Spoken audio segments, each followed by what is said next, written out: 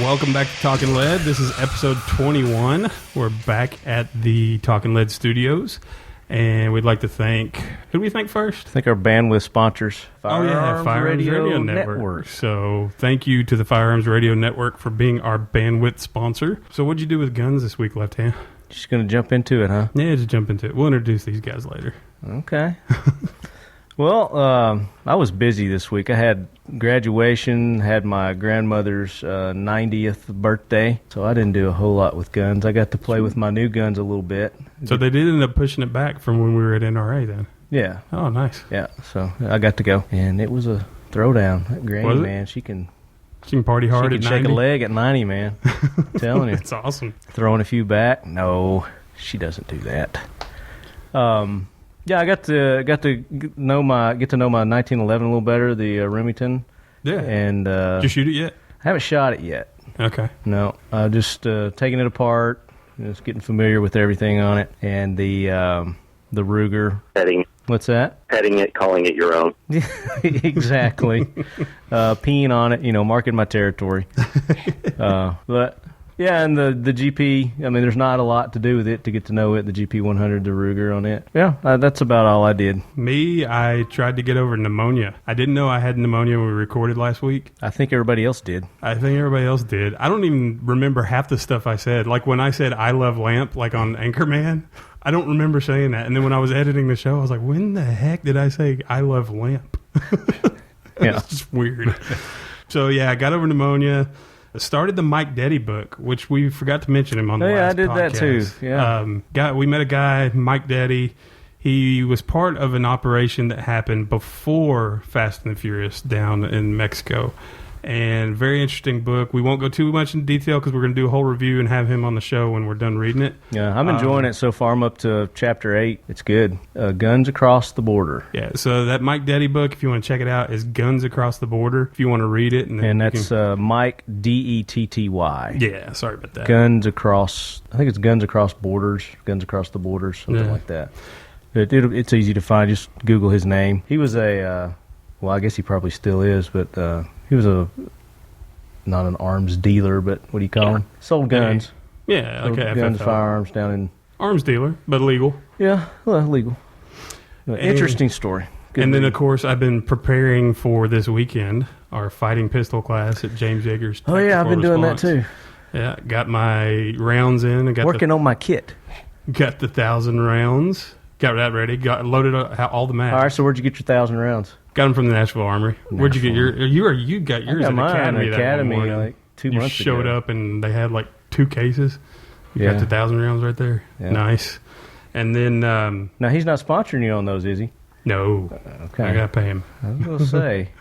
I gotta pay him. A little bit coming my way on that one. No. You know what I did do this week that I'm like sad about? What's that? It has nothing to do with guns. You're sad. Yeah, I'm sad. And you did it, something you're sad about. Yeah, I had to get rid of my F-150 and trade it in. Company car was my F-150, and I had to get out of it, and I got that little FJ Cruiser out there now, which is kind of cool. Sweet little ride. It is. I thought it was yours. No. I thought it was Doug's. I just missed my F-150, man. That thing was nice. Zeke, you know the hardest part about driving those things? What's that? Admitting you're less of a man now. With the FJ Cruiser? Less of a man? Oh, man. And it's like baby blue, too. Oh, snap. That's why I thought it was Doug's, because I thought it might be like Titan's color or something. No, thank you. No. You pass on that one? I got a little Jeep out there, actually. I got the same thing. I got a company car, too, and you switch out all the time, so sometimes it's a plus. And like, you fall in love with one car, and then all of a sudden it's like... Mostly Tahoes is what I get, but I got a little Jeep Cherokee out there, which is cool, but it's not a Tahoe, is it? It's not built for the big man. Well, if you don't recognize the 2 voices you're hearing outside of Left Hand and myself, one is here in the studio with us, Doug Dadish. I said it right? Yeah. See, I was saying Dadish all the time, and then I heard you say Dadish. Nah, it's Dadish. It's an interesting story about it. Second-generation American, Romanian, whole family, and our name used to be Datescu. Whoa. And then you get to Ellis Island, apparently they just write some stuff down and turn into Dadish real quick. Dude, that would have ticked off every football uniform designer ever with that name. Oh, and it has a little it's Cyrillic, so it's like a little weird thing over the U and all that. So. Yeah. It's a bit of a bad deal. You can see why they did that then. Huh? And Wish Doug they is- didn't call you Dat. Exactly. Then you'd be in New Orleans. Doug Dat. Dat. Who Dat? Yeah. Doug. Who dat? You know. Doug is with the show Reaper Outdoors. You saw him on the video we did on YouTube where we interviewed Reaper 01, Reaper 02, which is Doug, That's me. and Reaper 03. Great group of guys. We'll talk a little bit more about his show. And then on the phone, you hear Mr. Jim Irwin with U.S. Elite Gear. How's it going, Jim? Doing well, guys. How's it going? Excellent. Doing good. Where are you? Can you say where you're at? You on a special mission? I'm out in the Central Lakes region of New Hampshire right now. Okay. Tell our listeners a little bit about yourself. So I'm a former Army Ranger and Delta operator. Did about 12 years in the military. Got out and pursued the close protection operations. I did the special operations while I was in. Just never seemed to leave my mind. I got into the high threat close protection for about 8 years. I'm actually currently still doing some of that here in the States. And got into tactical gear and outdoor adventure gear, the outdoor lifestyle, warrior mindset, and active lifestyle type stuff. And that's what I'm still doing today. So a little bit of protection and dealing in high-end tactical kit. Which is going to be part of our topic today. Yeah, we're going to get that a little bit later. As far as you go, I mean, you kind of mentioned it earlier. What did you do with guns this week? So this week I was down. Well, this last week actually for me, I was down in Tampa at the Special Operations Symposium out there at a conference, talking with the industry about gear, weapon systems, what's new and exciting in the industry. And then right after the show, my publicist, White Raven Communications, held a annual hog hunt.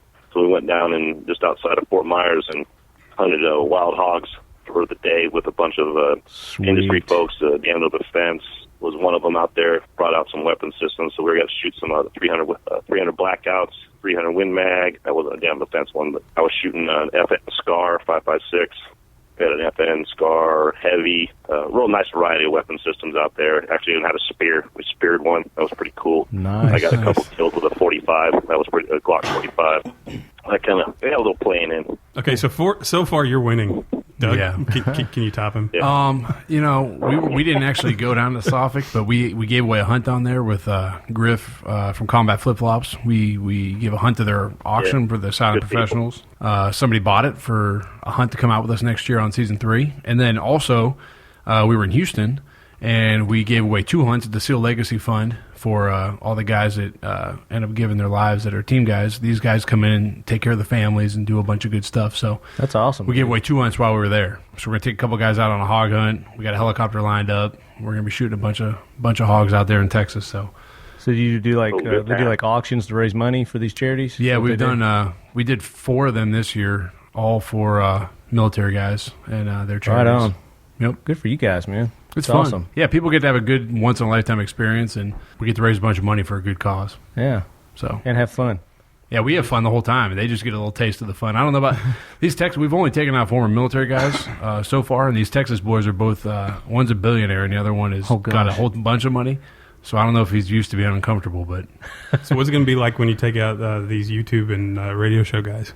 It's going to be awesome. Is it? Yeah, we're going to have a good time. What do we have to do? Y'all are going to come up with like the most intense like insert, aren't you? You know, well, if we're going to be jumping, maybe. Oh, great. That'd be the most intense thing we've done so far is jumping out. But am I going to need to get a physical for this thing? No, we don't require a physical. You don't require them? I'm just thinking it might be a good idea.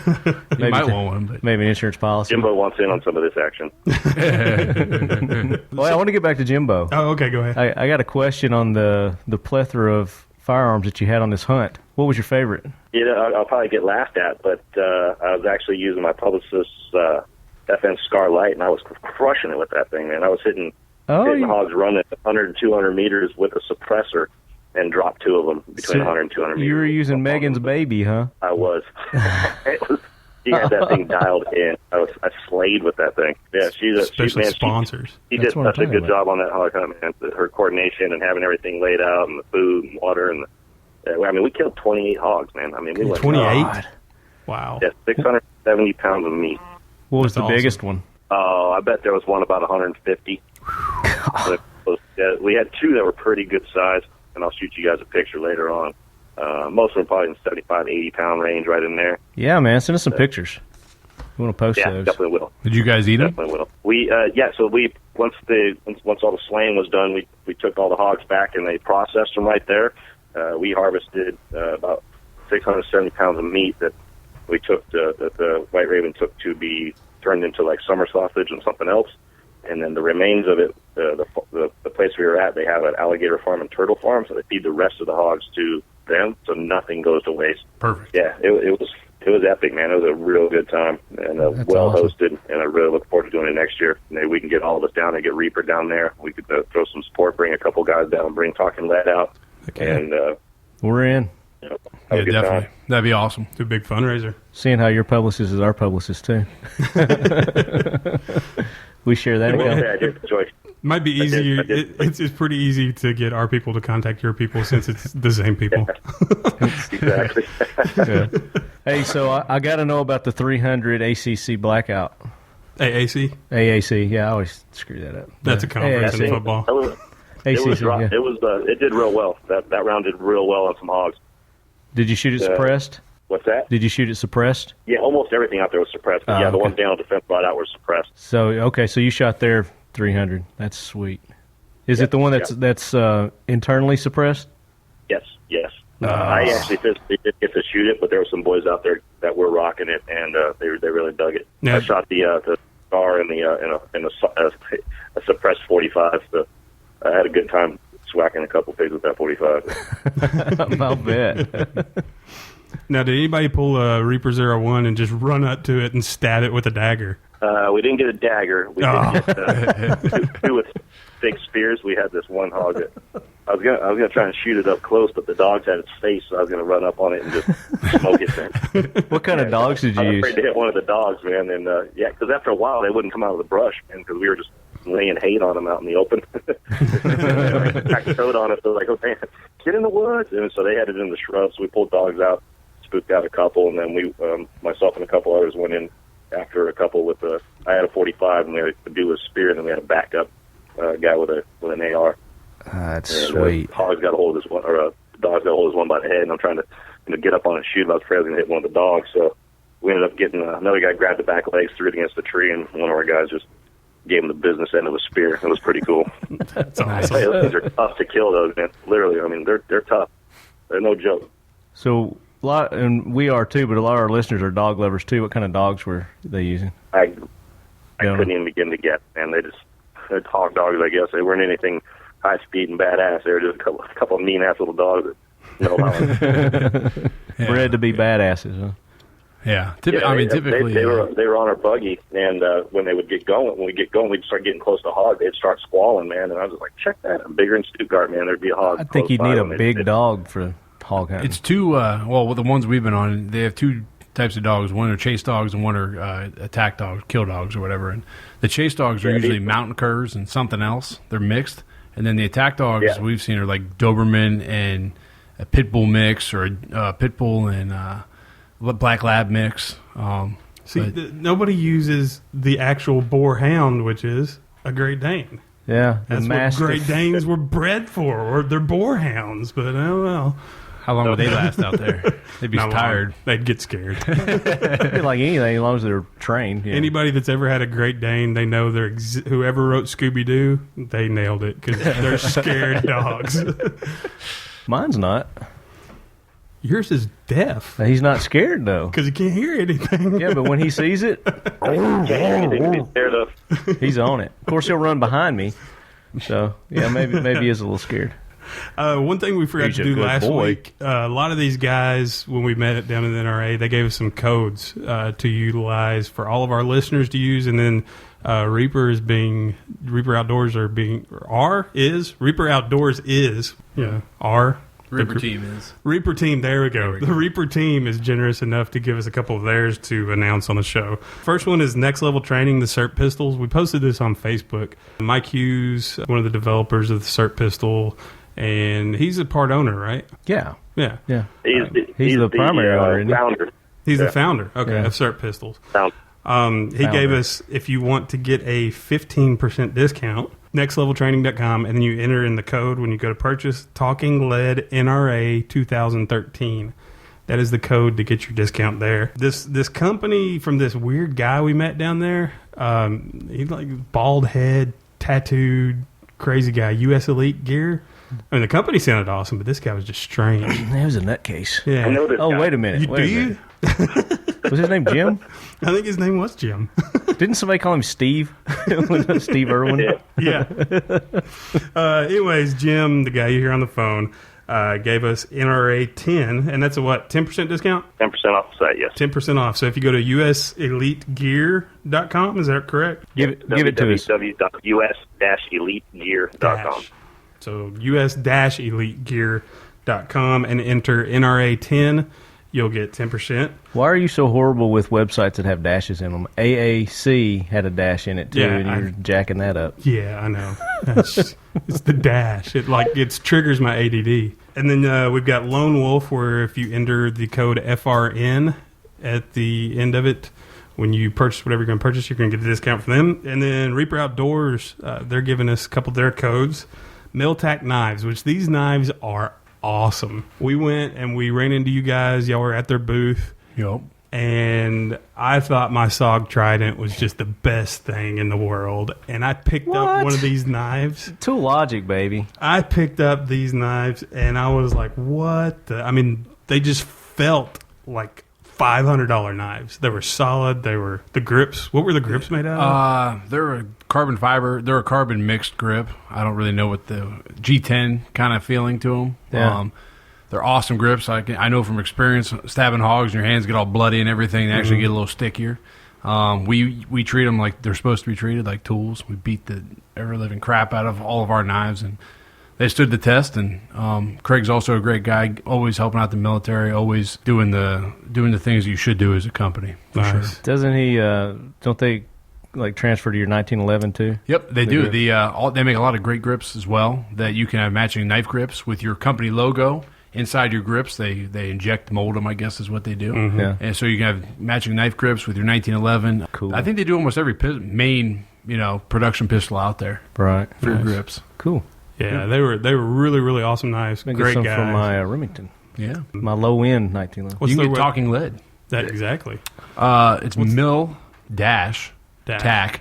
See, if it's got a dash, I'm not allowed to say it anymore. Yeah, Milltec Knives and Tools. You can go to reaperoutdoors.com and go straight there and click on their stuff. So is that And like then- a trend for in the military world or firearms world? You got to have a dash. I guess. Do we need need to to put go talking-lead.com? Yeah. We need to change it. Yeah. Talk-ing. Dash lead. So and then that's a 10% discount, right? That's 15%. 15%. So Yeah, you 15. enter Reaper, the code Reaper, REAPER, Yep. and you'll get 15% from Milltac. I want your logo on there. Y'all have the sweetest logo. I love it. We like our logo. It's Yes. awesome. He's been sporting the hat around like crazy Thank too. you. I was going to wear it Thank tonight, but I didn't want to seem like a fanboy. No, it's all good. I got all our kit on because people to, see it and buy it and see what they can do with it. I like the shirt. And then the other one that y'all are giving out, onnit.com, Yeah. ONNIT.com. They are a supplement company, and I have read and researched a lot of supplements over the last few years. This company seems very, very legit. I've heard a lot about them through Joe Rogan's podcast, and I was actually going to order some stuff today, and I'm glad I didn't, because now if I enter the code Reaper, REAPER, in there, I'll get a 10% discount there too. Yes, yes, you will. It's a great bunch of products. Playing football, used a ton of supplements throughout my life. Got hooked up with them kind of the same way you did with Joe Rogan's podcast. I was actually in Green Bay at my buddy's house.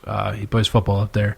And the owner of the guy that started on it, Aubrey, was there for the game. So we hung out, talked to him, and we're like, hey, man, this is awesome. And he said, hey, I love what you're doing with the show. Let's be a part of it. And that was it. So awesome. Since day one, before we even had a show on TV, they were a big part of us. And What kind of supplements do they have? they make stuff for your brain. They make Like stuff ginkgo biloba, something like that? Oh, There's even some more good- intense. no, than it's, that. It's Alpha Brain is the one for your brain, and makes it super clear, gives you crazy dreams you can remember, a bunch of cool stuff. Just gives you a sense of clarity. We're actually doing an ongoing test right now where we're shooting with Alpha Brain and without Alpha Brain. Oh, nice. We're trying to see if it makes any sort of a difference. And we're doing it for the next... That's a cool test. Yeah, we've been doing it over the last year. We ought to do a test where we record with Alpha Brain and without Alpha Brain, and if it's a good show, then hey, you definitely need it. Yeah, well, that's called Adderall.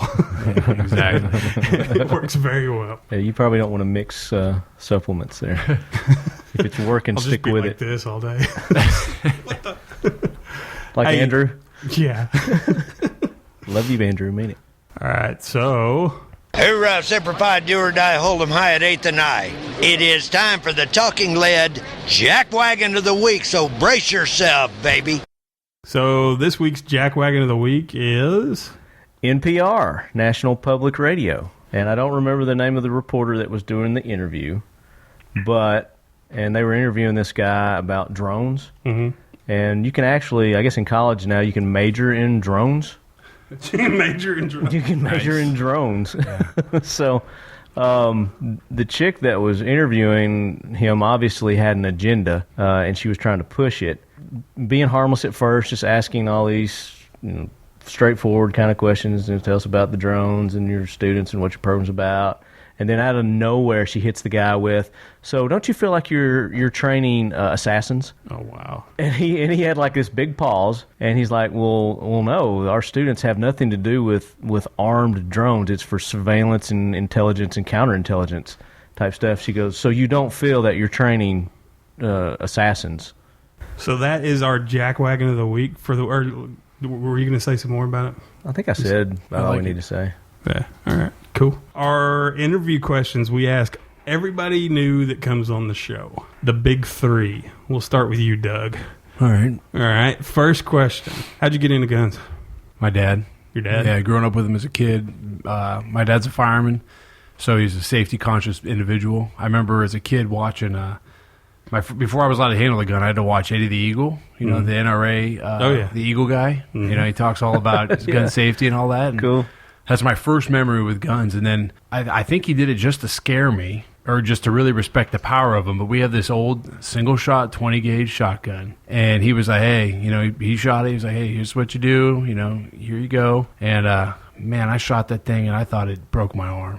I mean, wow. And then just recently... 20 gauge? 20 gauge. Wow. I was probably, 6. Oh, okay. Yeah. So you weren't a big guy yet then? I was big for 6. Not for that thing. And just recently I went back and shot it just to see what it was like. It's like nothing, right? You know what? It's old. It's got that metal butt plate. It sucked still. It still sucks. It sucked. Jim, what about you? How'd you get into guns? I got into guns at a pretty young age, too. Probably, I don't know, well, not young as most, probably around 10 or 11. And growing up in the mountains of California and just running around the woods, man, I always wanted to have a little set of ninja booties, but then I realized ninjas didn't have guns, so I put those away and picked up a pair of hiking boots and went out in the woods. Oh, I just had $1 million idea. Hiking boots with a little split toe, like the ninja booties. There you go. They already have those. Oh, crap. Okay, No, go ahead. yeah. So I had a little .22 rifle, man. I used to go out and, try to shoot birds. And I had the advantage, though, because my stepmother was actually a wildlife biologist. So she would take me out and taught me how to do all this land nav, and I found out where all the birds are she was looking at. And I'd go out later with that went over like a fart in church. Nice. Do you remember what kind of 22 it was? Marlin. It was an old Marlin 22. little Cool. lever action. I think it was. My memory's horrible. I apologize, but I think it was a little lever action Marlin 22. Onit.com, right? Is that? That's it. Alpha Brain. You remember your past. Memory action. That stuff's so good, it'll help you remember when you were 3.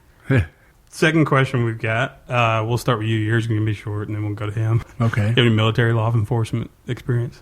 I have 0. Okay. Jim, Yes, sir. give us a little bit of your military law enforcement background. You kind of gave us a touch, but... Yeah, Reader's Digest version, or you want the extended version? Yeah, Let's get detailed. A little bigger than Reader's Digest, but not like War and Peace. Yeah, not award-winning. Yeah. So I joined the military, Army in 1989, and went into the Ranger program, unassigned Ranger. Thought I wanted to give that a shot, and I talked to a local guy in my hometown who was a Ranger in Vietnam. I was like, man, that's the kind of stuff I want to do. So I got lucky, made it into the Rangers. I went up to Fort Lewis, Washington with 2nd Battalion, and spent 3 of the 4 years I was there. I was a sniper. Left there, went up to Alaska for a couple of years, ran a scout sniper program, and realized that this wasn't my cup of tea up there in Alaska. Delta Force recruiters came through, and I raised my hand and got lucky again. Made it through all the selection process, and I don't know how, but didn't get hurt, and came out the other side and got into Delta, and did a couple of years out there as an operator kicking doors. I really enjoyed that. You can learn to be in the carbine and the pistol work, doing that type of work. The hostage rescue, and the counterterrorism and things like that. Really, really good time. Learned the protection trade while I was out there. Spent my last couple of years in the Army as with F Company 51st Infantry long range surveillance, running their pre-fall program. Had a real good time with that. Really good group of guys. Now, I thought Delta didn't exist, quote unquote. Hi, Ferry. What's that? I thought Delta didn't exist. Sure does. While you're there, they don't. What's that? While you're assigned to the unit, they don't. Oh, okay, gotcha. Once you're out, it was actually real. Once you're out, it goes right in your documentation and everything. It's not a secret what's been there.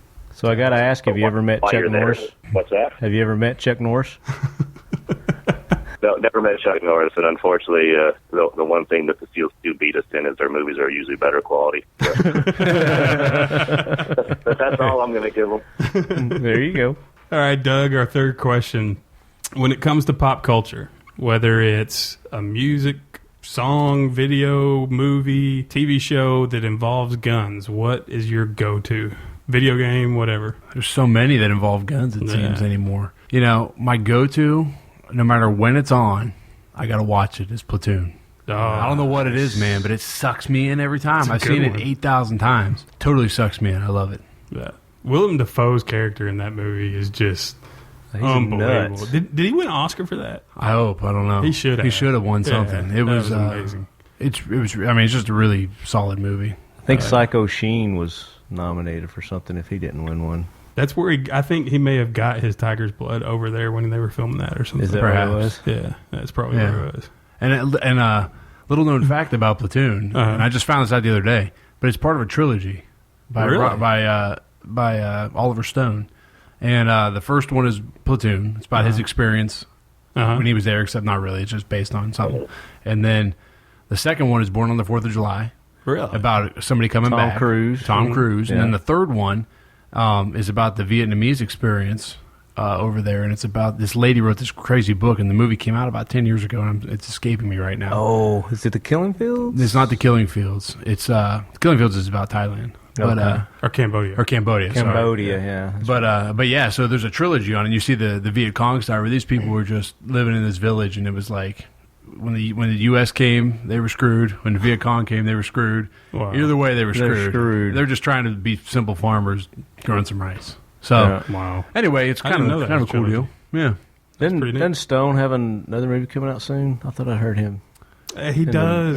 He's got. He always has something weird and controversial coming out. He's got a series on Showtime right now. It's a bunch of documentaries. Yep. Yeah. They're actually, some of them have been pretty good. Some of them have been a little out there, but he has an agenda with all his stuff. Yeah. And it's kind of interesting. It is. All right, Jim. What about you as far as pop culture goes? Video games, movies. What's your go-to? Oh, I would say my go-to is it's not necessarily a gun movie, but Gladiator, and Russell Crowe. 300 would be the top two favorites.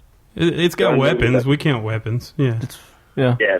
Gas weapons, but just that whole mindset, that they just don't quit, man, even until they're face down in the dirt dead. That warrior. That's it is a good movie. That's one of my probably top 15 movies. Yeah. Now I heard through Little Birdie that there was a Ghost Recon video game that you just love to play all the time. I think I know this little bird.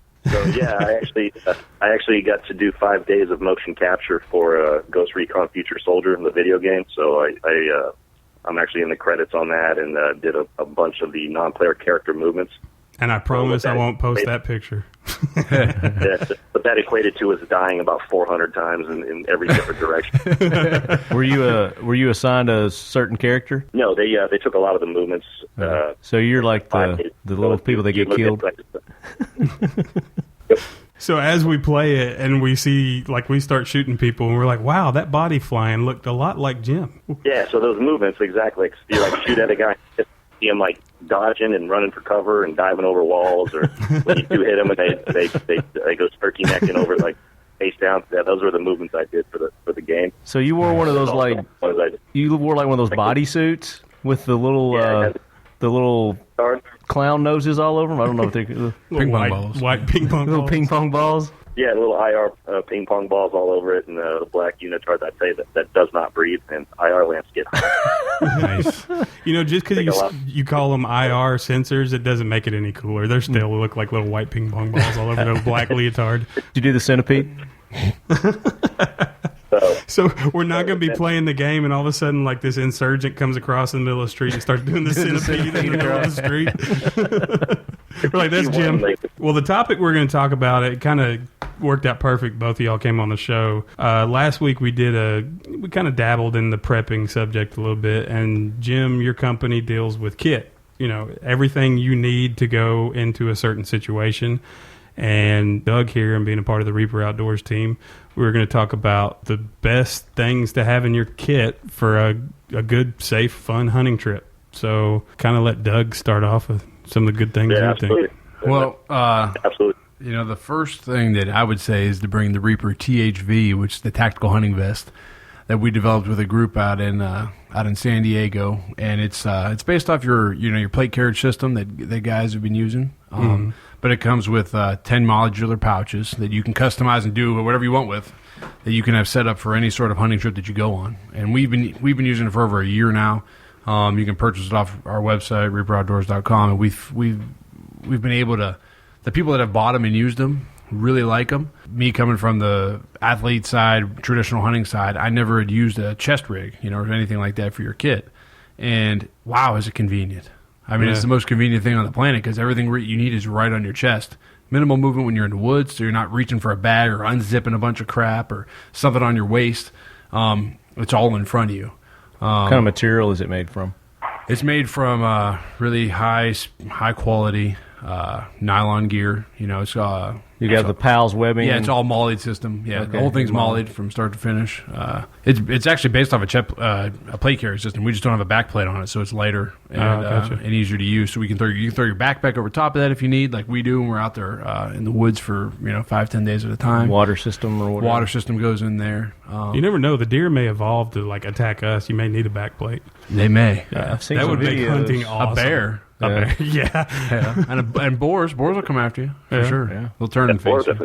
But yeah, so I would bring I'd bring that, and then you can bring all your good stuff in there. But also a good place to carry your Copenhagen or your we have a specialized dip pouch that fits right on your system. It's got molly on the back, and it's a little round thing. It's waterproof, believe it or not. Nice. And it's we call it the Essentials pouch, but it's made for Copenhagen. Y'all are killing me just thinking about it because I got my nicotine gum in right now. Or you could carry your brain pills. You can carry brain pills. Yeah, we have Alpha Brain. Yeah, we have the Alpha Brain. We have a little pouch that we actually, one of the little slots in there is based for that because we shot a bunch of stuff out there with them. And one of the pouches each one of them is it's got little elastic straps in there, and each one of those little elastic straps is made for the bottles, so you can plug all the bottles in there. Nice. And take them with you. Yeah. So they can get that on your website? Yeah, website, reaperoutdoors.com. And they can use their discount code? Discount code on it. You can get a whole kit ready to go, man. Be all Reapered out. The other thing is just, the thing that I've learned a lot is working systems. Jim was talking about weapon systems earlier, and the thing that we really stress on the show is working your system. So if you're going to go out and do a bow hunt for a deer, you need to have your system set up, your gear set up in a way that you're going to go out for a bow hunt and a deer. It's going to be different than going out in a cold weather rifle hunt. Mm-hmm. You need to be set up for what you're doing, and working your system, knowing your system, and having everything ready to go is the most important thing. And when you say ready to go, that's pre-prepping. That's pre-prep. Getting your stuff ready to go days ahead of time. Yeah, we keep. I mean, it's kind of stupid, but Ron, our host, has drilled it into me to keep everything ready to go. So with the THV, I got it hanging up, set up for the next hunt, whatever it's going to be. Our next hunt's going to be a groundhog hunt, so I'm already set up with that. I got my camera stuff in there, got all the stuff I need on it. I can just throw it on and go anytime I want.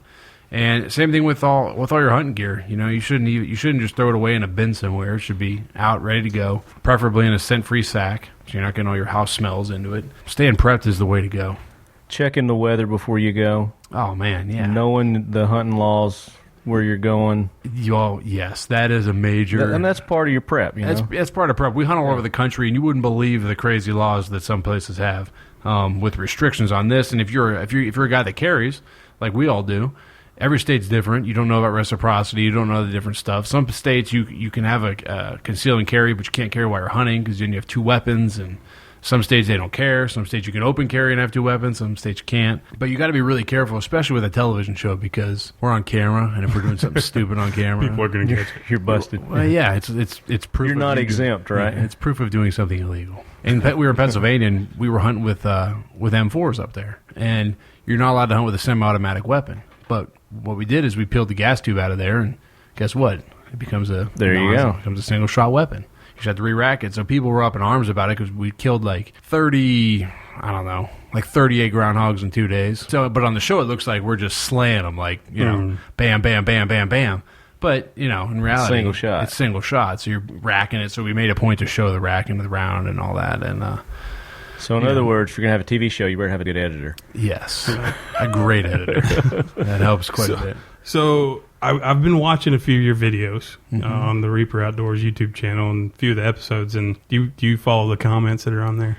Because I made a comment recently, not the one about your hair. There's another one I made. Yeah, I'm watching this episode, and I mean, Ron's standing there, Reaper 01, he's standing there, and he's talking to somebody on the radio, and then you're filming, and then they go to both of you, and they're like, all right, I'm coming to pick you up, and it's like intense, and he pulls up, I guess it's a tactical Escalade. Yeah, in an Escalade. in a Cadillac. And so I posted a comment, I was like, at 2 minutes and 31 seconds, is that a tactical Escalade? You know what? When Ron, Reaper 01, is behind the wheel, anything becomes tactical. He assumes that we try to roll it at all times. We actually lived out of that thing for 4 days. And we slept in there and did all that. It was the store I work for, one of the stores that I do commercials for. It was one of their cars, and he was like, "Hey man, what do you want to take?" And I was like, "I'm sick of taking trucks, bro. Let's take this Escalade." And he was like, "All right, whatever, man."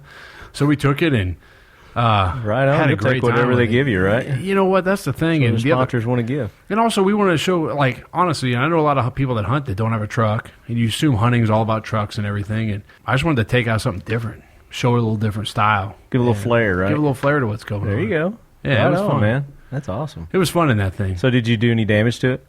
Oh, we or did Ron? I'm sorry. Did Ron do any damage? The interior got so destroyed because it was so muddy, and you're walking through fields and doing all that, and the interior just got throwing your gear in and out. It got messed up bad. So I had to, before I took it back, I had to take about a half a day and steam it out.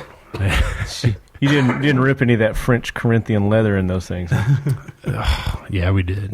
Yeah, we did. Somebody's knife got caught on one of the things and ripped the seat out of it. Now, Jim, is that something y'all can provide at U.S. Elite Gear? The like tactical Cadillac Escalade? I could definitely look into it. You could provide the driver, right? I was thinking maybe a good set of boots, but I mean, taking it up. Tell us about something like if somebody came to you and they're like, look, we know you kind of set people up with the right kit for right situations.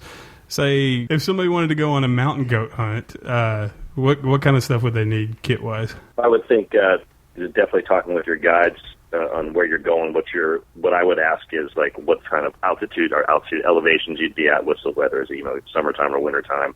I haven't had much exposure in that. I try to get a feel of where they're going, what they're doing, and then get a feel for their fitness levels to be able to decide, okay, hey, these dudes going to need like some really sturdy boots. Are they going to need, somebody to help them out lighter kit because they're going to be able to carry a more durable kit. I think my value there would be to give them ideas and also suggest probably on some of the emergency equipment they might need based on possibilities, spraining an ankle or getting cut up or God forbid a gunshot wound, but having some sort of an emergency kit that they can take in with them. And then like Reaper was talking about, those vests that are set up and being able to maybe provide some information along those of like, hey, consider this type of stuff. What you're hunting, what you're also going to be needing is a way to get that stuff out, and how are you going to do that and address that, whether it's through some sort of high-speed pack that you're using that's able to pack that meat out, or that's what I would look at is trying to listen to what they're doing so that you can provide usable information back to them, not just, well, you're just going to need this one-size-fits-all thing, and tailor it to their experience and where they're going. So we got, Zeke and I have a class coming up this weekend. It's called Fighting Pistol. It's with Tactical Response, James Yeager. Yep. What would you recommend that we kit out? I would definitely, one of the first things I look at is a good quality gun belt, something that's sturdy and durable, that's got some rigidity to it, because that's the foundation of what you're going to be using. If you have a loose belt and your holster is able to flop around or what have you, unless you're going with a thigh rig or something, you want something that's going to hold this thing to be right where you want it every time you go for it. So start with a good quality belt, nice and thick, very good rigidity to it, and then get a holster that you're familiar with or that you can train on prior to. The last thing you want to do in a gunfight is miss that draw. Get familiar with it. Reaper hit right on the head on that stuff. Having that familiarity. Don't go in there unprepared. So even in a school like that, get a holster, draw from it a few hundred times before you even go, so that you have that familiarity. And if you get some of these that have different retention levels and you go for it and you're not familiar with that, you're going to probably end up giving yourself a wedgie. Because you're trying to get the gun out there and you're not stressed to do it. So as the stress level, but it would be a tactical wedgie. So no clear that up. Wedgie. So there's a variety of things that you could look at depending on what you're doing. But the big thing is what equipment you do get. And I know what I like and how I set my stuff up. But whatever it is that you do choose, is get familiar with it before you strap it on and go to the course itself, so that you don't maximize your potential while you're there. Focus on the learning, not learning your equipment. So does that make sense? Yeah, it does. So here's kind of what I'm putting together for my kit. Let's give you an example. In addition to the belt and the holster, taking several mags. I think he recommends at least 5. Minimum of 5. Minimum of 5. So I'm taking at least that. We got to have absolutely makes it a lot easier. Got to have 1,000 rounds of ammo. So I'm going to load my mags before I go, so we're not wasting time in class loading the mags. So I'm going to have them preloaded. Well, caution on that, and I'll say this is that each person's different. And if you show up to my class and you got loaded mags, I'm probably going to have you stop because I might be doing other things like learning about dry fire drills and using those magazines prior to. Gotcha. So something to think about that is what is the class entail? What is going to have you doing prior to that? So you might be wasting your efforts there. So maybe leave a couple unloaded. Yeah, but you can do some dry fire drills, mag change drills. Okay, that's a good point. And also with that is once I do load you up, I may have you putting different numbers of rounds in those, or maybe dummy drills. Good point. The dummy round in with some stuff to cause malfunctions to force you to transition. So just consider that before you go jacking all your mags up, full capacity, and then wherever you get those, you unload them all because you're way ahead of the curve there. I would recommend just doing some dry fire drills first, getting used to doing the mag changes, unless he's going to be teaching you something different or you're not familiar with that yet. And I would just get getting that weapon in and out of your hold. We're kind of clueless as to what we're going to be getting ourselves into, but okay. So that I'm going to take like rain gear in case it rains. It's a 2-day class. Extra pair of boots just in case, or shoes. I'm taking the first aid kit, taking a trauma kit. Yeah, Go ahead. Is Zeke going to be next to you shooting? There's probably going to be several people. Yeah. Just make sure you're not on. You might want to bring an extra set of underwear if he's shooting next to you, because that kid gets fit. Yeah. Well, luckily his arm reach is above my head, so he's going to be swinging above me. Yeah, it's like Penn and Teller. People hate shooting to my right because it's so high that the brass always hits them right in the face. So when we did our video, of the Hickok spoof. Oh yeah, you know, all that brass was going down my shirt. I'm sitting there, One other thing I would recommend when you do go is definitely keep an open mind. I don't care. My personal opinion is no matter your level of ability or strength in shooting, is you can always learn something from wherever it is you're at. It might be what not to do, or you're going to learn something that what to do. But always keep an open mind. I mean, I was at a quick little class a couple of days ago, and I just it wasn't a trick. It was just something me being a lefty I have to deal with the slide lock thing. And he showed me another little easy way to do it that I hadn't thought of. I was like, that's awesome. He's like, no way, I showed you something. Of course, I don't know it all. You know, I do a lot of shooting, but I don't know it all. Yeah. Jaeger made a point in one of his videos. He said, you know, why would you want to go and pay the trainer and teach the trainer something? You know, meaning that, you know, when he goes and tries to show somebody something, they say, well, this is the way I've done it for, you know, blah, blah, blah. He goes, oh, bingo, you just spent $300 to teach me something. Yeah, there's a book I'm reading right now from a guy that's part of the Firearms Radio Network, Paul Markle, and the book's called Student of the Gun. And that's the point of the first chapter is no matter how much you learn, you should always maintain the mentality you're always a student of the gun, and you always there's have always more a better way to do something or a different way. And if it's just refining, you know, just a small thing on a fundamental, you know, whether it's your grip or whatever. I mean, there's always something you can gain from that. I don't like to, you know, you're saying like, well, what should I take? Well, the first thing I'd say is take an open mind, brother, you know, and be ready to learn. Good point. That's a great point. I can assure you that Zeke and I are going into this thing wanting to learn and bring something back.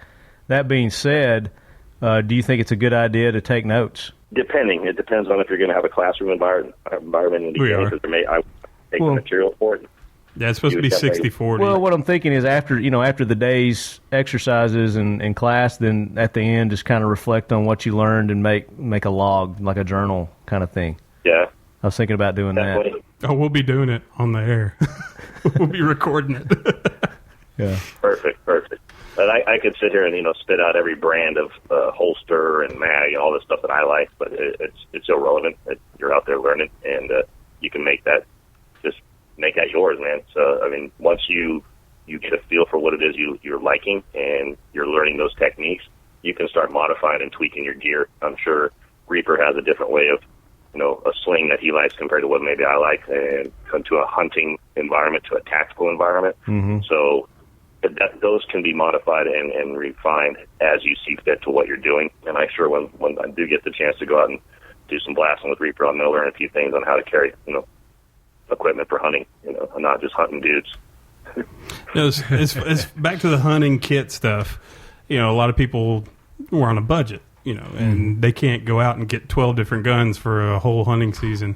What is a good round that would be, you know, something you can hunt groundhogs all the way up to elk with? You know, we run into this question a lot because everybody has these. There's a lot of. First off, there's more rounds out there than I ever even thought possible, right. And there's always somebody thinking of something new with a different grain, this and that, and all that. But a good all-around round that we've been using, and it's taken down a 500 and some pound elk, and we've taken down a 1 pound groundhog and prairie dogs with it. Just a 308, man. Just a simple 308. We use these Hornady Super Performance, sorry, that's what they're called, Super Performance rounds.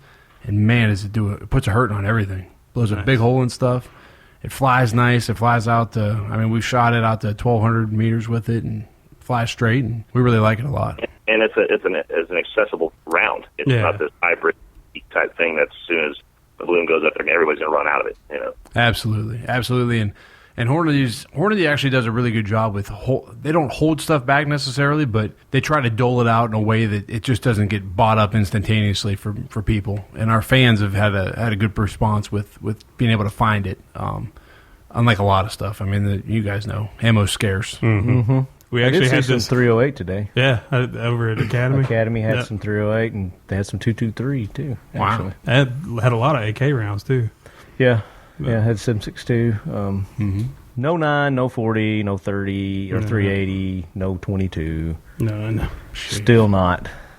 I don't understand it. They had tons of ARs on the shelf now. They had about 15 or 20 ARs. They did have a lot over there. On the shelf. Their gun selection was full. Went to a couple of other gun stores too. So it's nice to see that everybody's stocks are starting to replenish on all that. Jim, as far as kit goes, how big of a item, what am I trying to say here? With U.S. Elite Gear, if somebody comes to you and I want a kit for my entire hunt, all the way down to the, let's say four-wheeler or something like that, how far do y'all go in the extent of preparing somebody with their kits? Right now, what we're doing is enhancing the hunter's or the warrior's lifestyle from head to toe. Mm-hmm. So basically from your feet up, being able to put you in the right kit on your person. We don't offer four-wheelers or airplanes or tanks just yet. You never know. I mean, the worlds are.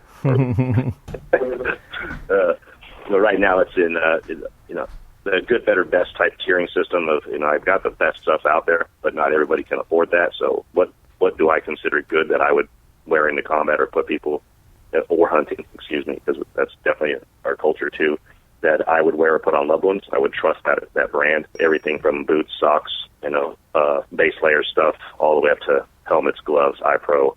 I think we're going to end up getting our FFL here soon.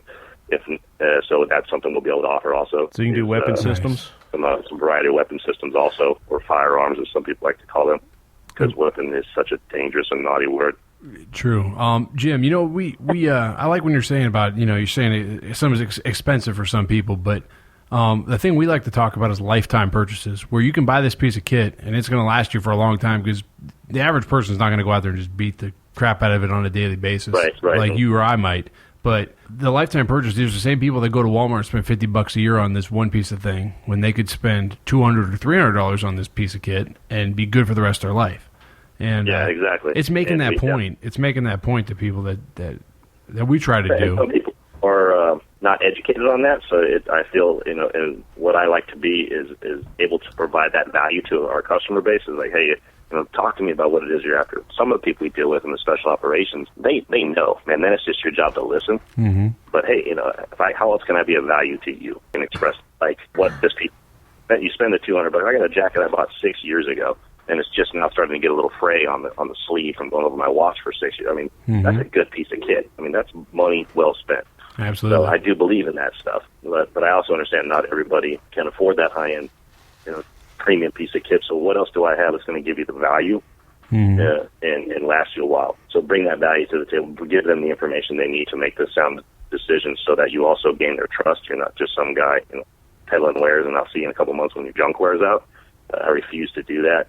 That's basically criminal in my book. So, and that's one thing that we discussed down at NRA that I really, really liked the way y'all do business, and especially with the kit and getting things for people along these lines, is a lot of people out there become salesmen. And in business, being a salesman is not actually selling something. You are building a relationship. You're getting to know that person, and that's how you're going to be able to get them the best gear, because you're going to know everything about them. And they're going to trust you. Right, exactly. Trust that you're going to do the right by them, and you're going to stand behind your stuff. And that's for as long as they're a friend or a client. So trusted advisor. As far as a kit goes, what would you say is the most important piece of a kit that somebody doesn't need to skimp on? If they're going to spend the most amount of money on their kit, where does that money need to go? And go both hunting and just in general. just kind of a general all-around kit. I have my views on that, and for me, I think having a couple things that I hold valuable to be able to get myself in and out of situations, and that's a very high-quality, good-fitting set of boots. You can get into things with it, and you can get out of things with it when stuff goes sour. You know that they're going to hold up and work for you, and then also my eyes, man, protecting my eyes, high-end, good quality eyewear so I can protect my eyes, so I can get in and out of things. Whether it's getting into a fight or getting out of a fight. Yeah. I might be running the other way, so I got to be able to see where I'm going.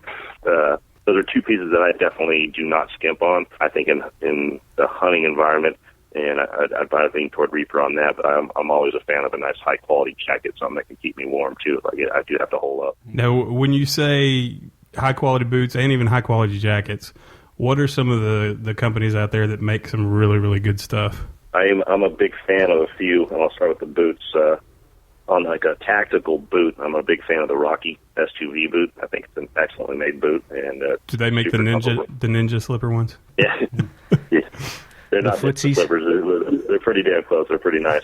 I think Reebok's got some nice stuff out there that's not super expensive. Really? They're actually making a tactical boot that's not too bad. Yeah, they've been making it for a while. I've been messing with those a little bit. If you only get into a hiking type boot, like mountaineering type stuff, I think Solomon is a really high speed. They got really nice stuff. A Solo. There's a boot out there called a Coup. I can't even spell it, but I slipped one of those on a couple weeks ago. Man, it was like the hiking boot that felt like a slipper. It was incredible. Wow. But they're definitely expensive. But again, get what you pay for. I'm only going to name a couple on the jack. I mean, Arc'teryx, hands down, outstanding stuff. There's a couple other companies out there that I think are making really high quality stuff, and like Beyond Clothing, Wild Things, Outdoor Research has some incredible stuff too.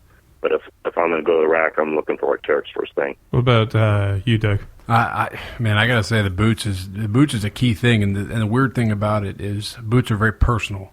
It's a personal preference, and everybody's feet are different. Yeah, and you got to try it on, man. If you don't try it on and you don't wear it around and you don't really get into it, you don't want to be in the middle of nowhere and your feet start aching because you still got to get out of the middle of nowhere. And and that's a good point. Like he said.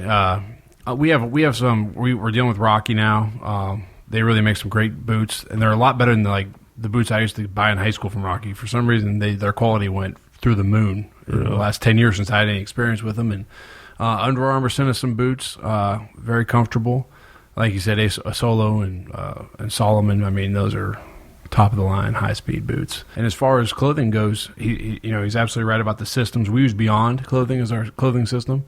It's based on the L9 system for the military, but basically you get this box, and inside the box comes everything from 120 degrees or whatever they say it's work all the way down to negative degrees, and you just keep putting stuff on or taking stuff off, and it's a layer system. It's a layer system, yeah. And their BDU that they have, Jim. I don't know if you have any experience with it, but this thing you can get it the muddiest, nastiest thing. You can be out there for a week and a half. And you just shake that thing off, and it doesn't get dirty, and it doesn't stink for some reason. Wow. We can't figure it out. And it dries really quick. It's a matter of opinion, huh, whether it stinks or not? Oh, we stink horrible. but the kid doesn't smell at all. It's kind of funny. I haven't had much exposure with them, but I did do a visit out to their shop a couple months ago, and really impressed with their stuff. And we are in negotiations with them right now to carry their line. I believe they make very good quality stuff, and I wouldn't be afraid to put my name behind it. Yeah, plus they got our man Rick Elder out there who's running the show down there now, and he's the man. Beyond Throw that company's name out there again. Yeah, Beyond Clothing. Beyond Clothing. Yeah, they're awesome. Doing a rebrand right now, and I know Rick's going to take it to the next level. Really nice stuff. Nice. Awesome. Check it out. Beyond Clothing.com. So, Jim, can you stick around a little while, finish the show up with us, or you got to take off? Or I'm here. Awesome. All right. Well, we've got something we're going to talk about real quick, briefly.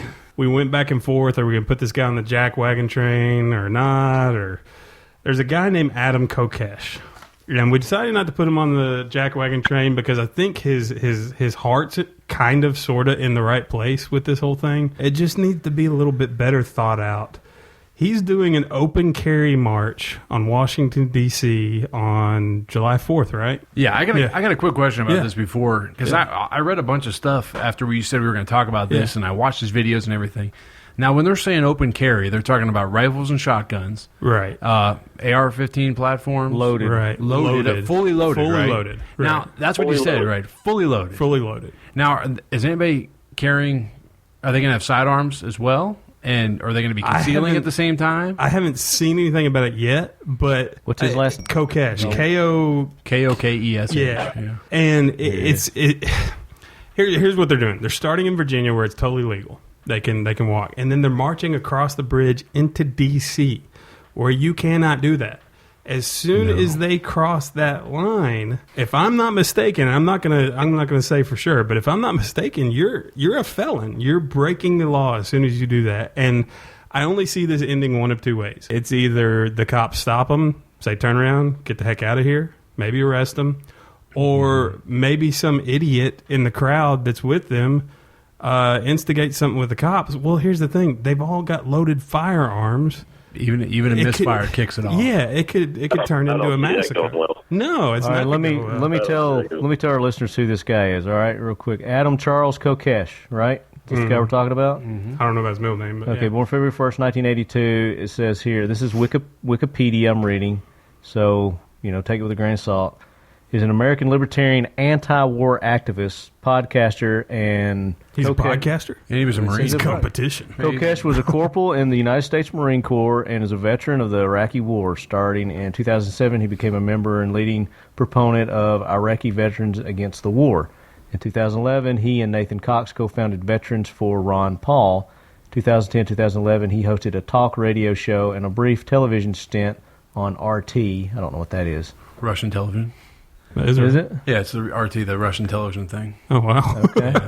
Some of his demonstrations protesting U.S. military missions overseas and his acts of civil disobedience have been controversial. So it sounds like this guy is a, bleep this out, shitster. Yeah. And he just got arrested 2 days ago for a pot rally in Philadelphia. Yeah. He assaulted a police officer during the arrest. So he's in jail now. He may not even make this. He's out. He posted bail, or somebody posted bail for him. Okay. Yeah, it says right here, Philadelphia rally. That was what, May 23rd is when that was. Yeah, it was. No, May 18th. I think the one thing they'll need to watch out for is... Oh, he'll be held until May 23rd. Yeah. They're going to watch out for the one or two people that say, watch this shit. Right, exactly. Yeah, exactly. Hey, you're holding my beer. Yeah, first off, personally, it's an extremist thing. An extremist is a really not a great word. And extremist with guns is a really scary word, a scary situation for me personally. It's a dangerous situation. And you know what?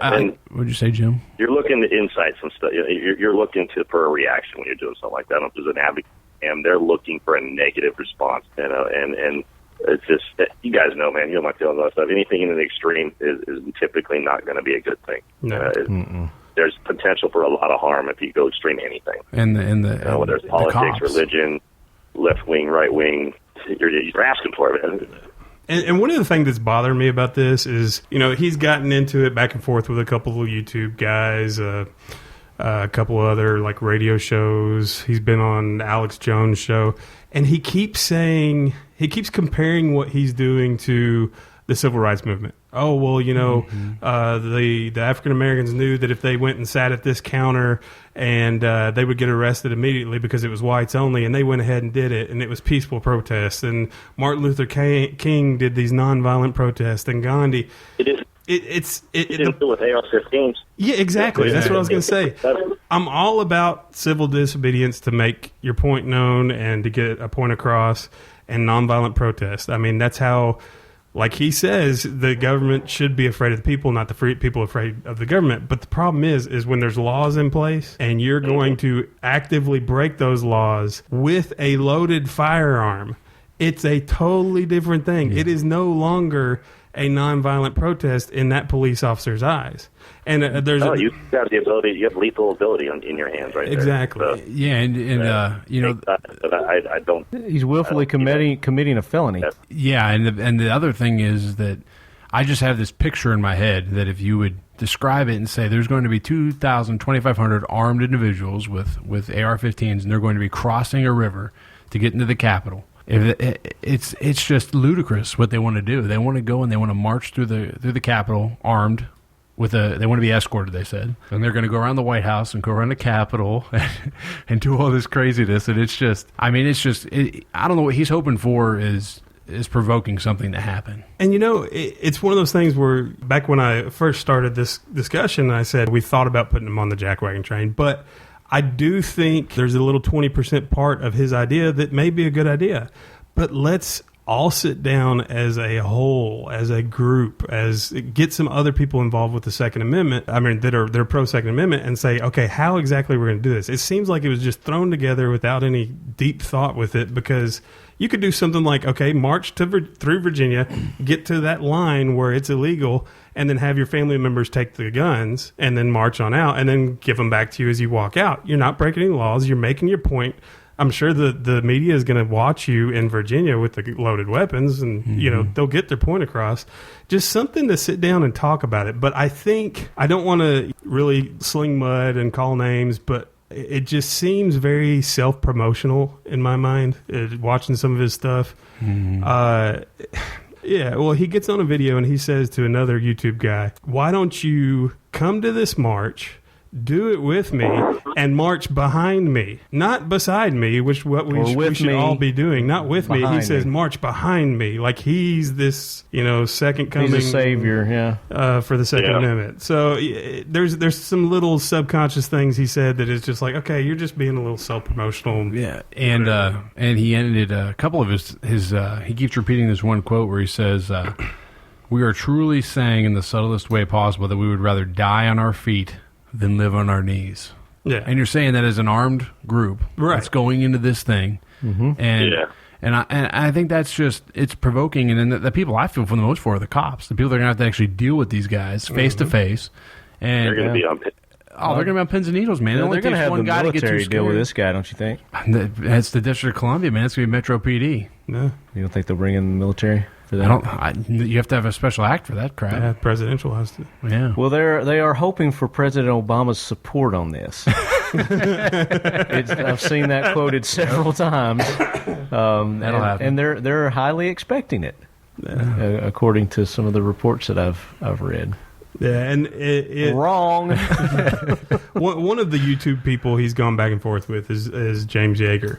And if you go and you watch a couple of his videos where he responds to Kokesh, he's surprisingly very calm, professional, doesn't call him names, doesn't say anything bad about the guy. And a lot of you who have been wanting 2 episodes a week, next week you're going to get your wish, because this weekend Mr. Yeager is going to sit down with us and we're going to do an additional little talk rebuttal about this, about the Adam Kokesh March. So that'll probably go up next Tuesday sometime. So you will get 2 episodes next week. This just in. Wait a minute, my computer's slow. There's a little thing here. The caption said, Adam Kokesh admits mental illness, instability. Wow.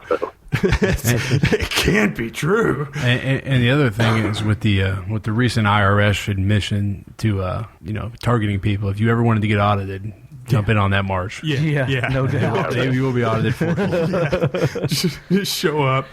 So supposedly he has admitted mental instability in the past with PTSD, post-traumatic stress. One-time congressional candidate and perennial activist Adam Kokesh is organizing a program, and it goes on to talk about it. You can Google the guy's name and find out all this stuff. But and part of my fact to fight the myth is going to be along the lines of this too. So he's obviously an egomaniac. Yeah. We'll see how this goes. Trivia from last week. The question was, back in our Bullseye Camera Systems YouTube video, how much was the cost for the 1,000-yard system? Answer was $549. And the winner is Bryce. $549? That's actually dirt cheap for everything you get with that thing. Did you see it? The Bullseye Camera System? Yeah, it's awesome. Oh, yeah. That thing's amazing. No, it's really cool. We're going to do a sniper school in August, and they're going to come out to that and do a whole setup. Did you see that thing, Jim? Jim, we lose you. Say that again. Did you see the Bullseye Camera Systems at NRA? Did not. Oh, go on YouTube and watch our video about it. But it's the coolest thing. I mean, it's basically you can go and do 1,000-yard, 1-mile shots without a spotter.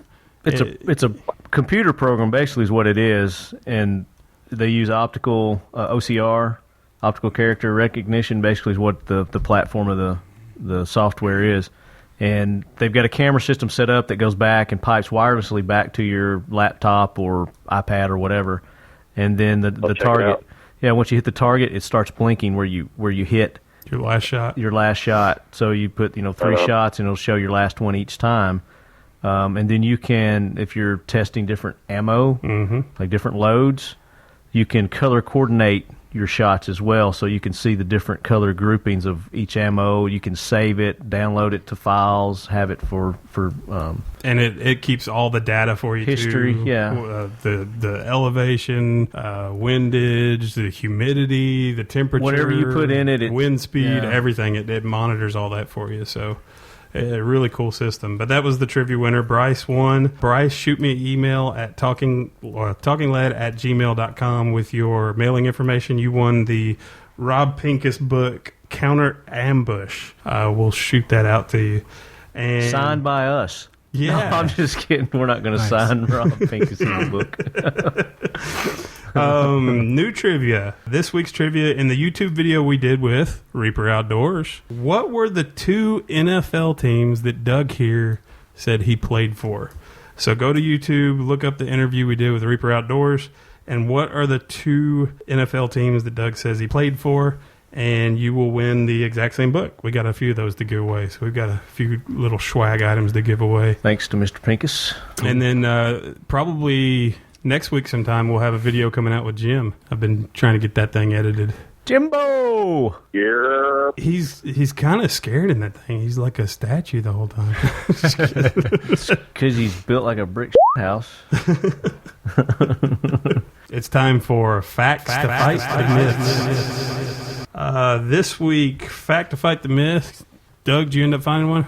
Yeah, hunting myths. Okay. And it was kind of funny. Rupert Zero-One and myself were on the phone last night talking about it, and we were on Google. Yeah. And you type in hunting myths, all you get is anti-hunting animal rights stuff. And it was funny. We were going through all of it. It's just, it was amazing. Yeah. I mean, these people have never hunted, have never even been in the woods maybe, but they act as if they know what the animals are thinking and feeling and doing and saying. And Wow. And they call them sentient beings. Like we're all sentient beings and you can't shoot another sentient being and all that. But anyway, the real hunting myth that we wanted to talk about is tree stands. And we were talking about people that we get all these weird questions and we get all these weird facts that people come up with and tell us that we're doing something wrong or right or whatever it is. And one of the biggest myths with tree stands is that people say deer and animals in general don't look up. Right. Now, from my experience, they absolutely do look up and they do bust you. Right. And they're definitely looking around. You're a big blob up in a tree that they haven't seen before that's in their backyard. Obviously, they're going to notice it. Yeah. So deer do look up. So being in a tree stand is does not make you invisible.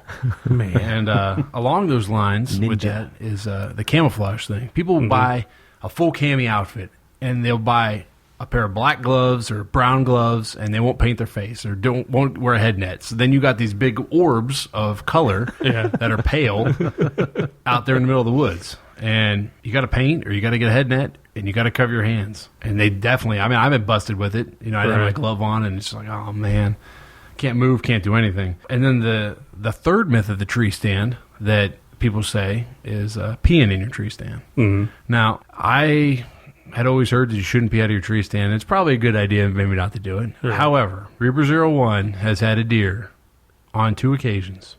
He has peed out of his tree stand. And on those 2 occasions, the deer drank the remainder of the pee that was on the ground. Lapped it up. Huh? Lapped it up. So, and that's those supplements he's taking, right? That's exactly right. We like to be well hydrated. Onnit.com. Yeah, on the Reaper team. Yeah, we like to be very hydrated. Not only is it good for your brain, but it flavors your pee. It does. It flavors it up. And the other thing is too. Sometimes when you're in a tree stand, just to be safe, the myth of it's not going to happen to me. I'm not going to fall out of my tree stand. Just get a harness. Yeah. Where it's uncomfortable, yes. Is it? And you feel less of a man, yes. Right. But you feel like a real less of a man when you had a busted neck or busted back when you fall out of there. And I've almost fallen out and not by anything, but just wind. Mm-hmm. Or you end up falling asleep or something and you get tilted out of there. So, yeah, those are my myths. So, Jim, what's your fact to fight the myth this week? My fact to fight the myth would be that the guns don't kill people. It's the people behind them that do. Mm-hmm. That's just one of those things that I just find totally hilarious. That everybody's fighting the guns, not the people that are actually pulling the triggers. I did a test the other day, right? So I actually took my AR and I sat it next to my front door with like 2 boxes of ammo. I came back 3 days later and nothing was dead. So ammo was still in the box, right? Yeah, it was weird. I was like, man, I expected a few kills out of this, but because they're so evil. Well, if that is true, we all have the best behaved arsenals of history. Mm-hmm.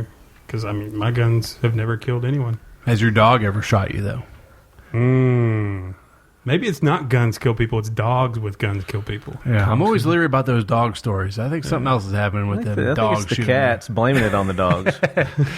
Something. Yeah, I wouldn't put it past a cat to shoot me or the cows. Figure it out and shoot me. Those crazy cows on the Chick-fil-A commercials. You got one left hand? I got one. Go for it. Go ahead. No, you go. All right. My fact, fight, to myth is that, and it goes along with our subject of preparing for anything, and disaster mainly, but if something happens, all I have to do is call 911. So there's no need for me to prepare or take care of myself. That goes back to people's mentality and the problem with the country now, with our country nowadays, that people rely on our government to take care of them.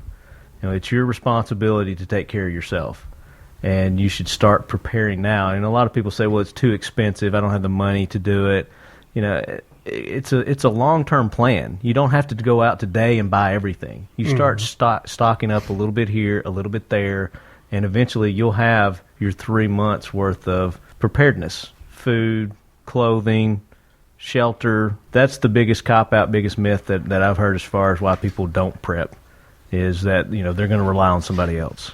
Yeah, and skills are cheap. Learn your skills. That's right. It'll save your life. And most of the stuff you can get on YouTube, and YouTube's the greatest Google invention in the last 10 years. Yeah, learn how to tie a knot. Good Lord. Whoever makes those little pamphlets that you get for doing stuff, those little $2 pamphlets, they've been out of business. YouTube's crushing them. YouTube's destroying them. Same thing with print media. Yeah. My myth is, with this whole Adam Kokesh thing, doing a little show prep, watching a lot of his videos, watching some of Yeager's, watching some of the other YouTube Almost sounds channels. like Koresh.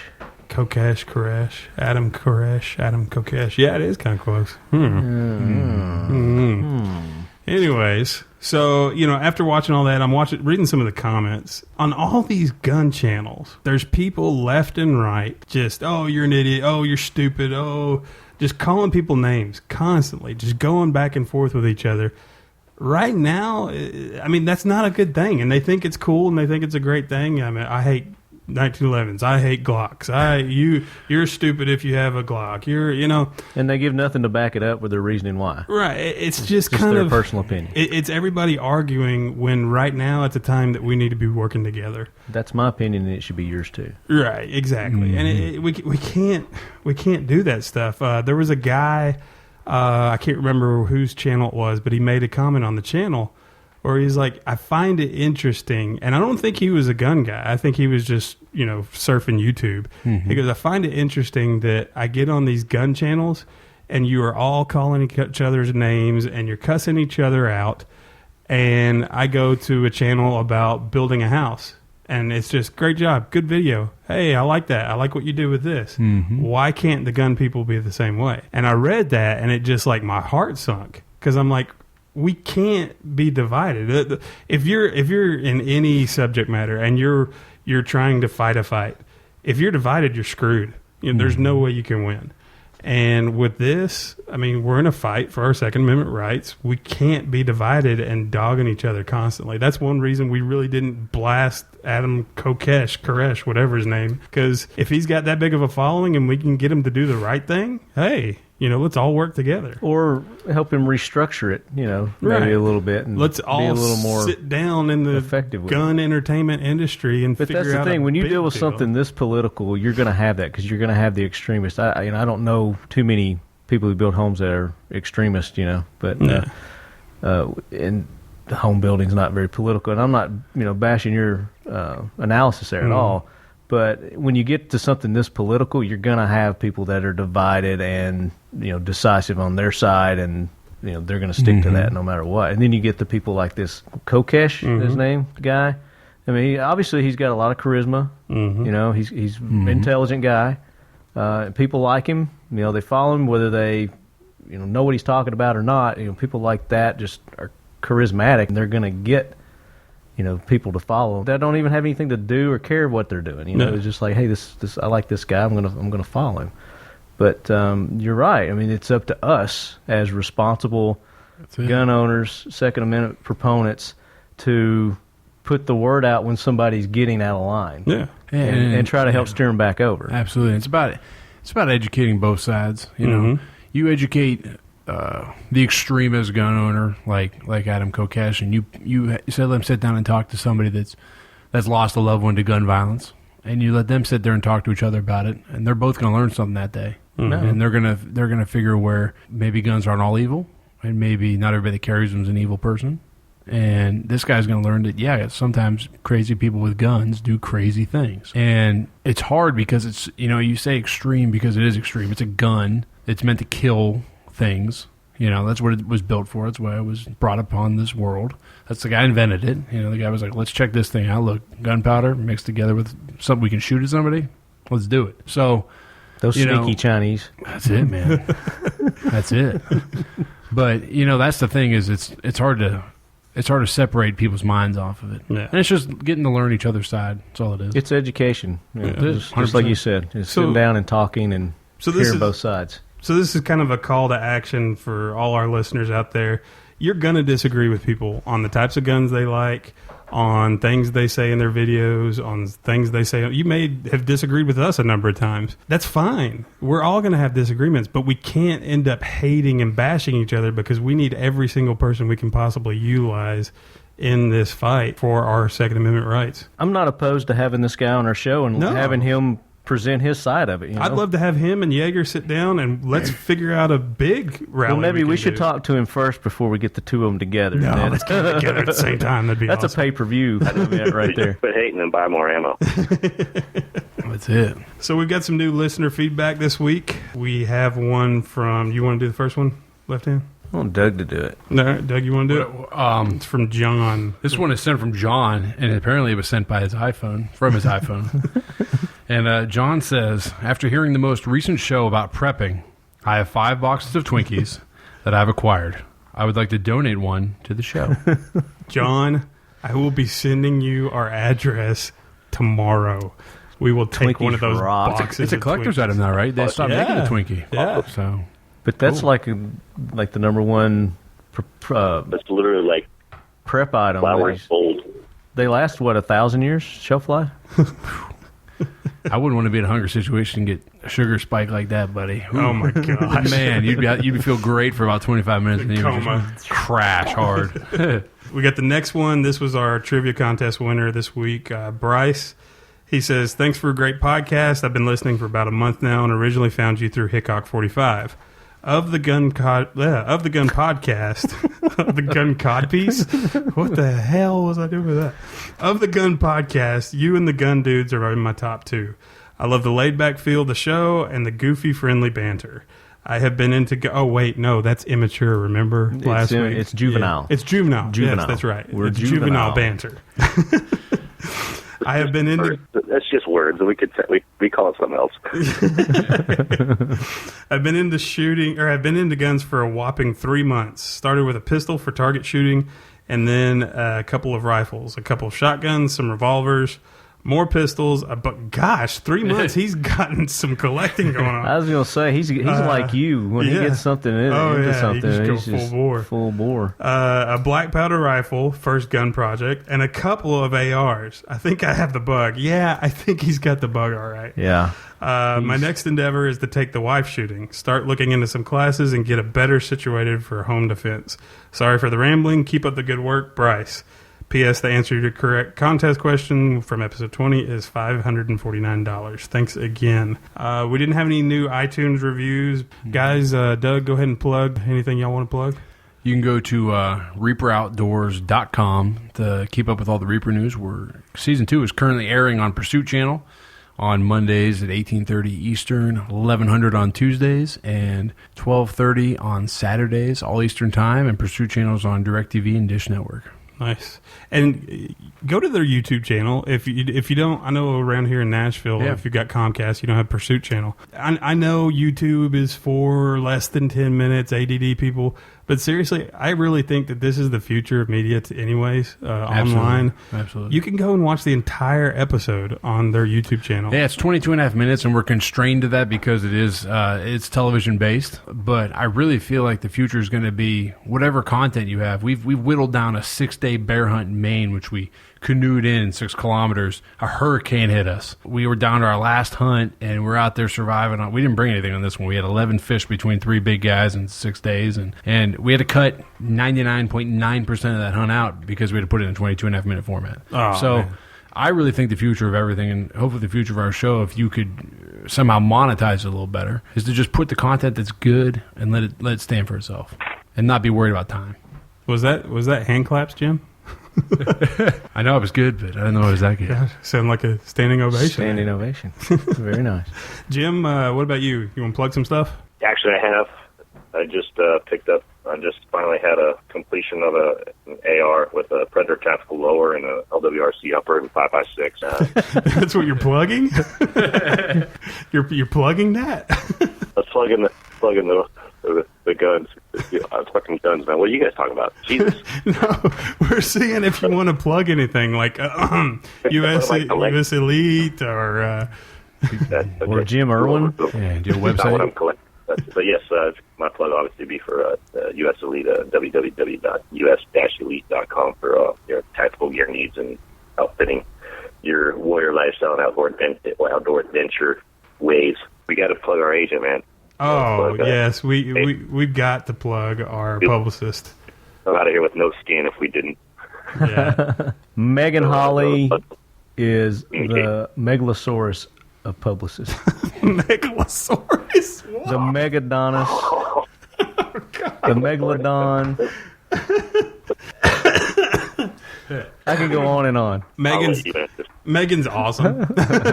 I'll just stick with that. Megan Rock. Megan is with White Raven Communications. She's our publicist. She is Jim's publicist. She does a phenomenal job. She's been working her butt off since NRA for us, and we really, really appreciate it. Jim, you want to say any good stuff? Outstanding job. She's definitely a rock star and knows how to do the business and keep us out front. Yeah, definitely. So thank you again, Megan. Thank you, Megan. Love you. And make sure to check out our website, too, www.talkingled.com. Facebook, Talking Lead. Twitter, @TalkingLead. And especially our Email YouTube address. page. Oh, yeah, our YouTube. Yeah, go to Talking YouTube Lead. and just search Talking Lead. Put up a lot of videos since NRA. And more coming. More coming. I probably got another 6 or 7 that are going to be popping out. 2 more Rob Pincus videos that are going to be coming out this weekend. Jim Irwin. Yeah, we got a Jim Irwin video coming out. No more Reaper ones until we go on the hunt. In the future, yes. Right on. It's coming. And then it'll be videos of us crying in the fetal position while they're all I got to laughing get at us. my cataract operated on before we go. Yeah, you can do it, man. We'll do it That for way you. I can see. Oh, we'll do it. Of course, I got no That'll be part of the excuse hunt. because Ron. Yeah, we can do only it. has Yeah, one I was good going to eye, say, too. Ron, No, Ron we will can be do like, it. no. You can operate on my eye? Yeah, we can for do me? it. Yeah, the Egyptians figured out cataracts. We can do it. I bet that pill, the brain pill, Yeah. would help. It might be. Ron was a medic. Probably so cures cataracts. Nice. We could probably figure out a cataract. Let's do it. I'll be your guinea pig. Why not? We could try it. I think we get great ratings. Hell yes. Hell yeah. We want to plug next week's show. Go ahead. We're going to have Gabby Franco Oh, yeah. Next week is going to be a fun show. from Top Shot fame. Our show is going to be after the season premiere of Top Shot All-Stars. And we're going to have Gabby on, and she's going to give some personal insight on her experience on that show and some other great things that she's got going on as well. and a possible, looking pretty good in the 80 percentile chance of a special guest that I'll let you guess who it's going to be. But Me? No, Or them? them. Oh, okay. But in the meantime, we want you to go ahead and start sending us questions that you want us to pose to Gabby. And you can do that through our Facebook page or through our email address. talkingled@gmail.com. Oh, we also want to thank Charlotte Ragland. We forgot to mention her. She is the manager of the Holiday Inn Express Oh, in good old Charlotte. West Monroe, Louisiana. Well, when we went to see the guys at Duck Dynasty, we walked in there and left hand, and Charlotte had a little negotiating battle, and she ended up hooking us up really well, price-wise on a room. We just want to say thank you, Charlotte, at the Holiday Inn Express in West If you need Monroe. something negotiated, come see me. Yeah. Oh, almost forgot. EDC check. EDC check. Beat you to it. All right, Doug, you're the guest. What you got? I have my Kimber Pro Carry 2 Special Reaper Urban Camo Edition. Really? Oh, we got to Yeah. get a The picture of logo? that. Yeah, from Cerakote did it for us. Oh, nice. This Japanese dude out of Cerakote, I come up with crazy ideas, and he puts them on my guns. So I love that, and it's in my Camelback tack bag. Nice. With the little hidden compartment in there. Got my knife, got my Miltac folder on me. Cool. And my Streamlight little flashlight thing that goes on my keychain. Sucker was bright too. Super bright. I love it. I gotta get a Miltac knife. Ever since I held one, I've been like, oh, I gotta get one. Yeah, they were nice. They were solid. Craig does a really nice job with them, and they go right through hogs. I almost put my arm through it when I had stabbed one. Did you really? Because I thought, like, I never stabbed a pig before, so I'm thinking, man, you got to get in there with some force. These things are mean, and we just had one take a 45 round to the head, and it didn't stop it. So wow. I'm thinking I got to get in there. It's like there's no way a knife's going to do anything. And I went in there, and I was just like, oof, and I got my body behind it, and I went in there and stabbed that sucker, and my fist actually went through the wound. Oh my god! And I pulled it back out, and I was like, holy crap! And then I went back in there again, and I ended up getting a hard 2 stabs and done. And everybody had the same experience. Those things will bite your arm off too, won't they? Those hogs. They'll turn and charge you. We had a couple guys get run over. I didn't get run over, thank God, but I jumped in a tree. I didn't know what else to do. If all else fails, climb the tree. That's right? what they said. That's the one thing the dog handler told me is like, listen, if something's coming at you, just jump in a tree. And I mean, it's true. You go back to the most basic thing. I don't think pigs look up.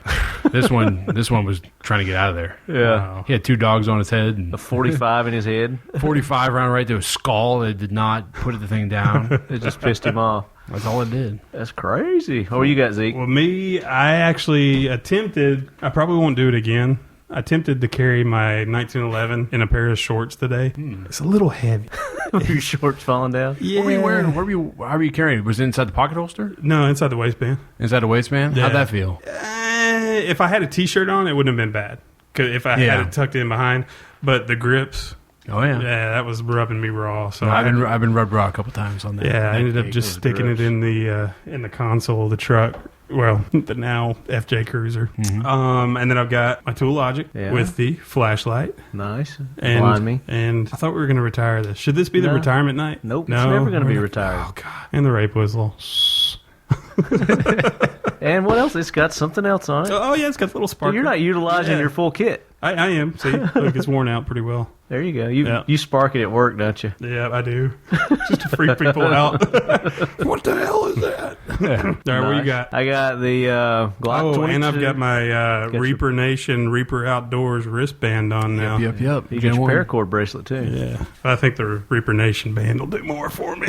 Yeah, we are going to come up with highly elastic skill set for it, though. Yeah. We're thinking of it right now. We've had a couple ideas, but we're going to come up with some sort. Yeah, tournament maybe. Yeah. But something. If you pull it up. I know. Castration. Yeah, castration. There you go. Pig castration. Yeah, we can do it. So what do you got? I got my Glock 22, Crimson Trace laser in my Blackhawk paddle holster, side hip carry, Walther PPS on the ankle, 9mm. I got my survival bracelet, and I too have Door Reaper Nation Gen 1 wristband. Very nice. Thank you, Doug. Appreciate that. And of course, my ever favorite Tool Logic knife, flashlight, sparker, and rape whistle. I at the graduation party, I had it out, and I had so many people coming up to me. It was at my house. Wanted to blow your rape whistle? No, just the whole knife in general. I actually started the fire with my sparker. Did you really? Yeah. You know, there comes a point of showing off or simplicity. I would have just taken some. Well, I had to show my skills. Show my skills. You got to practice them. But I ended up giving one away to nice. one of Pepper's nephews. Cool. As always, left hand. Keep your loved ones close. And keep your firearms close.